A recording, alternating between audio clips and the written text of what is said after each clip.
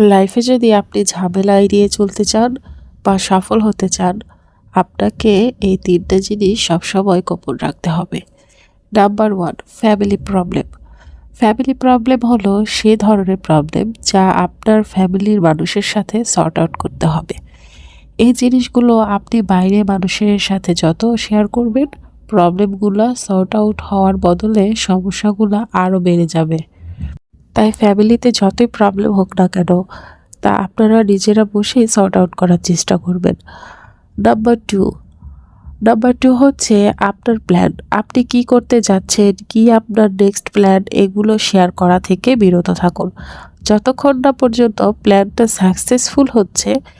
কারণ এতে যেটা হবে, পরবর্তীতে যার সাথে আপনি প্ল্যান শেয়ার করেছেন তার সাথে দেখা হলেই আপনি বাড়তি একটা প্রেশারের ভেতরে পড়বেন। কি হলো তোমার?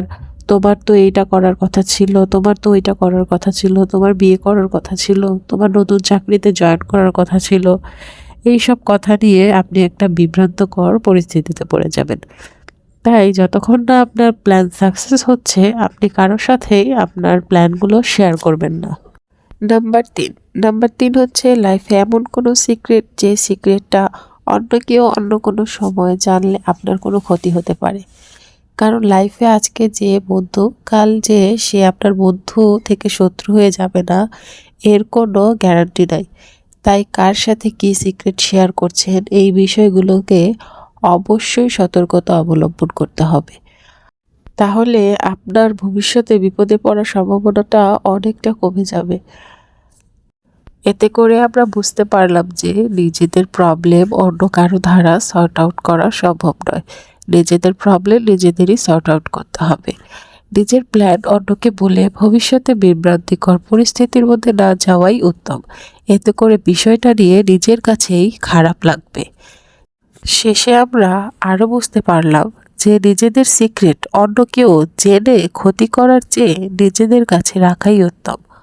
আমাদের চারিপাশে এরকম অনেক মানুষ ঘোরাফেরা করে, যারা আপনার বন্ধু সেজে আপনার মনের কথা জেনে সেই কথা নিয়ে অনেকের কাছে গিয়ে এটা লাগিয়ে দেয় এবং সে আপনার ক্ষতি চায়।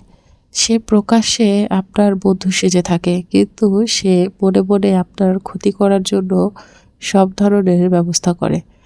তো এরকম মানুষের থেকে আমরা সবাই সতর্ক থাকার চেষ্টা করব। সবাই এরকম মানুষের থেকে দূরত্ব বজায় রেখে চলার চেষ্টা করব। দিন শেষে আলটিমেটলি ক্ষতিটা আমাদেরই হবে। তো সবাই ভালো থাকবেন। সবার জন্য অনেক দোয়া। আল্লাহ হাফেজ।